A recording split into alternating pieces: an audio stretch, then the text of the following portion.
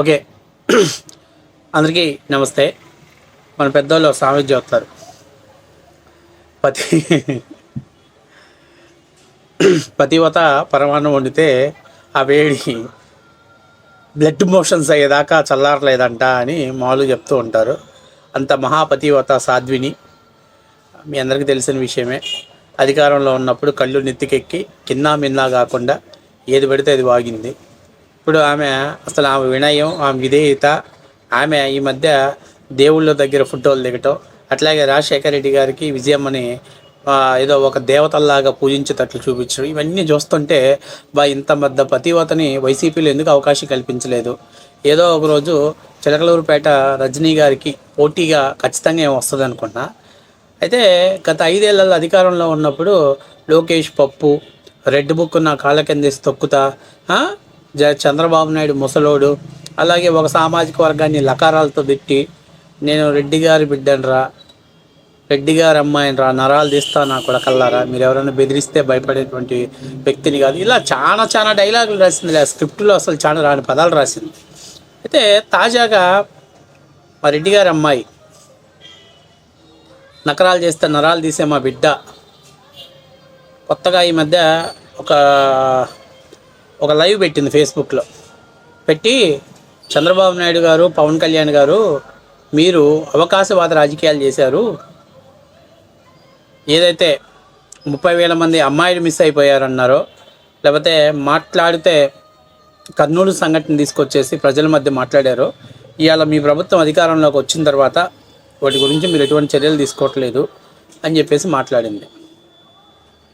అయితే అసలు ముందు రాజకీయాలలో కల్పితాలు స్టార్ట్ చేసింది ఎవరంటే చొక్కుని చెప్పేది వైఎస్ఆర్సీపీ పార్టీ వాళ్ళు. ఎందుకంటే 2014 నుంచి 19లో ఆచార్య నాగార్జున యూనివర్సిటీలో తెలంగాణ చెందినటువంటి ఒక బీఫార్మసీ అమ్మాయి అనుకుంటా, ఆ అమ్మాయి చనిపోయింది, రుచికేశ్వరి.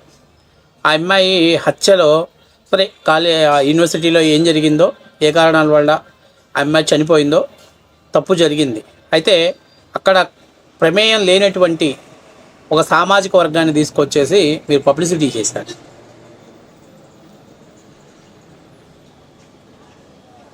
ఋషికేశ్వరి హత్య కేసులో కీలక సూత్రధారులు కమ్మ సమాజం చెందిన వ్యక్తులు అని రాశారు. తర్వాత దాని మీద చాలామంది వివరణ అడగా చిన్నది అదే రాసినటువంటి మీ తోకా పేపరు ఎక్కడో మూలన చివరన ప్రింట్ అక్షరాలు తప్పుపడ్డాయి, క్షమించండి, మేము అన్ఎక్స్పెక్టెడ్గా ఊహించడం జరిగింది అని చెప్పి ఎక్కడో కనిపించిన చివర్లో రాసేశారు.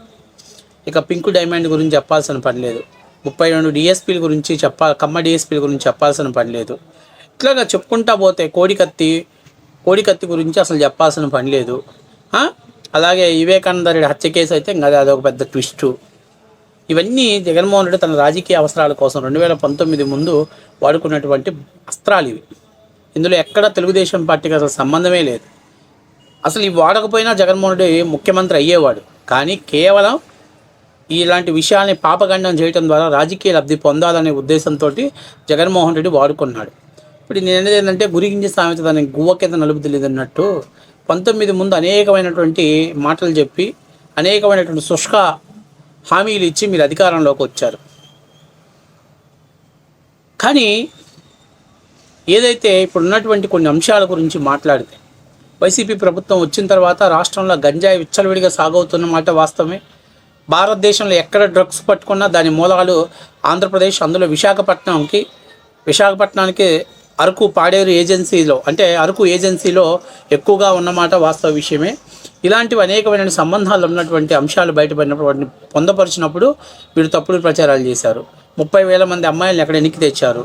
మరి నేను అడుగుతున్నా, 32 మంది కమ్మ డిఎస్పీలను ఎక్కడ తీసుకొచ్చారు? పింక్ డైమండ్ ఎడిపోయింది, దాన్ని ఎక్కడ తీసుకురాలేకపోయారు? కోడికత్తి డ్రామాని ఇంకా ఎందుకు జగన్మోహన్ రెడ్డి జైలుకి వెళ్ళి కోర్టుకి వెళ్ళి సాక్ష్యం చెప్పలేకపోయాడు? అన్నీ చాలా ఉన్నాయి. ఇవన్నీ మీరేదో పెద్ద పత్తిత్తులాగా, అందుకే చెప్పింది ఇందాక పతివత పరమాణం వండితే రక్త విరోచనాలు అయిందాక వేడి జల్లారలేదు అన్నట్టు అట్టుంటుంది అక్క. ఈ మధ్య చూసావా రెడ్ బుక్ ఎంత బాగా పనిచేసిందో నీ మీద? ఇంతకుముందు నోరు తెలిస్తే పచ్చి బూతులు మాట్లాడేది, ఎవరైనా చూస్తే అసలు ఇది ఆడదైనా అంటారా అనేవాడు. ఇవాళ చూడు సంస్కారవంతంగా ఒక మంచి ఆడపిల్లలాగా ఎలా ఉండాలో అలా ఉన్నావు. ఏదైనా రెడ్ బుక్ బాగా పనిచేసింది నీ మీద, బ్రహ్మాండంగా నిన్ను ఒక క్రమశిక్షణ కలిగినటువంటి వైసీపీ కార్యకర్తగా తీర్చిదిద్దడంలో రెడ్ బుక్ కీలక పాత్ర పోషించింది. తర్వాత ఇంతకుముందు చూసుకో, పాత వీడియోలు ఒకసారి చెక్ చేసుకో, ఎట్లా ఉండేవి ఒకసారి చెక్ చేసుకో, ఎంత వరస్ట్గా ఉండేవి, ఎంత అగ్రెసివ్గా ఉండేవి. చూసేవాళ్ళు కూడా ఏందిరా బాబు ఈ అమ్మాయి ఆడపిల్ల అయ్యింది ఇట్లాంటి వీడియోలు చేస్తుంది, దీని మొగుడు అసలు ఉన్నాడా లేడా అనే తట్టు ఆలోచన చేసేవాడు. కానీ ఇవాళ నీ వీడియోలు చూస్తుంటే పర్వాలేదు, వైసీపీ పార్టీ కోసం పనిచేస్తుంది ఈ అమ్మాయి అని చెప్పేసి అనుకున్నాను. కొంచెం సబ్జెక్ట్ మీద ఫోకస్ పెట్టుకుంటే నాకు తెలిసి తొందరలో 2029 ఎలక్షన్స్లో నాకు తెలిసినంత వరకు నీకు కూడా ఒక ఎమ్మెల్యే సీట్ ఇస్తాడు జగన్మోహన్ రెడ్డి. ఎందుకంటే నీ ఎట్లాగో ఎమ్మెల్యేలు అంతా చేజారిపోతారు కాబట్టి 263 నియోజకవర్గాల అభ్యర్థులు దొరకపోవచ్చు కాబట్టి నీకు కూడా ఎక్కడో ఒకసారి ఛాన్సెస్ ఇస్తాడు. కాబట్టి కొంచెం సబ్జెక్ట్ మీద ఫోకస్ చేసుకో, బ్రహ్మాండంగా వృద్ధిలోకి వస్తావు, బ్రహ్మాండంగా హైలైట్లోకి అవుతావు. కాబట్టి నేను చెప్పేది ఏంటంటే గతానికి వర్తమానికి ఇంత తేడా తీసుకురావడంలో కీలక పాత్ర పోషించింది నారా లోకేష్ గారు. ఆ చిలకలూరుపేటలో నువ్వు అరెస్ట్ అవ్వకుండా, ఆ బ్లడ్ మోషన్స్ అవ్వకుండా, బ్లడ్ వామిటింగ్ అవ్వకుండా, 16 రోజులు 14 రోజులు రిమాండ్లో లేకుండా నువ్వు ఉన్నట్టయితే ఇలా నీలో ఇంత సత్ప్రవర్తన, పరివర్తన, మార్పు వచ్చేది కాదు అని నేను అనుకుంటున్నా. ఎందుకంటే అడదిడ్డంగా పెరిగిపోయింది.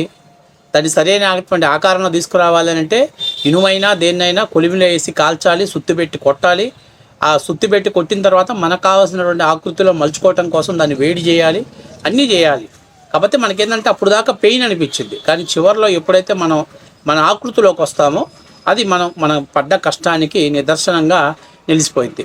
సో కాబట్టి నేను చెప్పేది ఏంటంటే నువ్వు కొంచెం సబ్జెక్ట్ మీద బాగా ఫోకస్ పెంచుకొని కొంచెం గట్టిగా చిలకలూరుపేట రజనీ గారికి కాంపిటీషన్గా నువ్వు తయారవ్వాలని నేను మనస్ఫూర్తిగా కోరుకుంటున్నా. ఎందుకంటే రేపు మళ్ళీ రెడ్డి గారు అమ్మాయిరా అని చెప్పుకోవటానికి కొంచెం బాగా దీర్ఘాలు. ఎందుకంటే ఎవరమ్మాయివైనా అసలు దరిద్రం ఏంటంటే మీరు చేసే తప్పులకి ఒక కమ్యూనిటీని కించపరచాల్సిన పరిస్థితి ఏర్పడుతుంది. జగన్మోహన్ రెడ్డి కొంతమంది వ్యక్తుల్ని ఇన్ఫ్లుయెన్స్ చేయించేసి వాళ్ళని తయారు చేసేసాడు. కాబట్టి నేను చెప్పేది ఏంటంటే ఆల్ ది బెస్ట్ అక్క. నువ్వు చంద్రబాబు నాయుడు గారిని, పవన్ కళ్యాణ్ గారి గురించి తర్వాత మాట్లాడదాం. ముందు జగన్మోహన్ రెడ్డి గారు 2014 నుంచి 19 దాకా ఆడిన అబద్ధాలు, 19 నుంచి 24 దాకా ఆడినటువంటి అబద్ధాలు, వాటికి పూర్తి స్థాయిలో నువ్వు ఎక్స్ప్లెనేషన్ ఇవ్వు. వాటిని పూర్తి స్థాయిలో ప్రజలకు సంతృప్తికరమైనటువంటి సమాధానాన్ని నువ్వు ఇవ్వు. ఖచ్చితంగా నీకు ఏదైతే చెప్పారో వాటికి ఒకవేళ మేము చేయలేకపోతే తప్పు జరిగింది అని చెప్పేసి మేము ఒప్పుకోవడానికి సిద్ధంగా ఉన్నాం.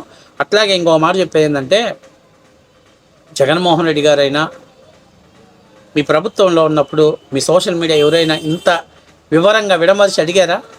అడిగి ఉంటే ఈరోజు మీకు ఈ పరిస్థితి వచ్చేది కాదుగా. నువ్వు కూడా అడగల. అప్పట్లో నీకు రెడ్ బుక్ రాజ్యాంగం పనిచేసినాకనే నీలో మార్పు వచ్చేసింది, నీలో పరివర్తన వచ్చేసింది. అంతకుముందు ఇంత సంస్కారం ఎక్కడుంది నీ కాడ? తొక్కేస్తా, లేపేస్తా, నలిపేస్తా, పప్పు గుత్తి, ఇరగదీస్తా, అబ్బో అసలు నువ్వు వాడిన పదాలు మరి బహుశా ఎవరు వాడలేదు లెక్క. బ్లడ్ మోషన్స్ అయితే అయినాయి కానీ వామిటింగ్స్ అయితే అయినాయి కానీ అక్క మంచి ప్రవర్తన, సత్ప్రవర్తన వచ్చేసింది నీకు. భవిష్యత్తులో ఇలా ఉండాలి. ఇలాగే ఎప్పుడైనా ఆడపిల్లలు రాజకీయాలు హుందాగా చేయాలి. ఈరోజు చూడు ఎంత ముచ్చటగా, ఎంత గౌరవంగా నువ్వు రాజకీయాలు మాట్లాడుతున్నావు. నేను చూసి చాలా ముచ్చటేస్తుంది తెలుసా, నిజంగా చాలా ముచ్చటేస్తుంది. అది ఓవర్ యాక్టింగ్ అవ్వచ్చు, లేకపోతే పవర్ లేదు కదా ఇప్పుడు మాట్లాడితే చెక్కుతారు, మళ్ళీ లోపలేసి చెక్కుతారనే భయం ఏమో నాకు తెలియదు. కానీ ఇప్పుడు చూస్తే మాత్రం పర్వాలేదు. ఒక మహిళ ఇలా రాజకీయాలలో ఇంత హుందాగా ఉండాలి. నిన్ను చూసి నేను చెప్తున్నా, ఆర్కే రోజా నేర్చుకోవాలి. మరి ఇప్పుడు ఆ రోజాకి ఎప్పుడు జ్ఞానోదయం అయితే నాకు తెలియదు, కానీ ఆ రోజా కూడా నిన్ను చూసి నేర్చుకోవాలని నేను మనస్ఫూర్తిగా కోరుకుంటున్నాను.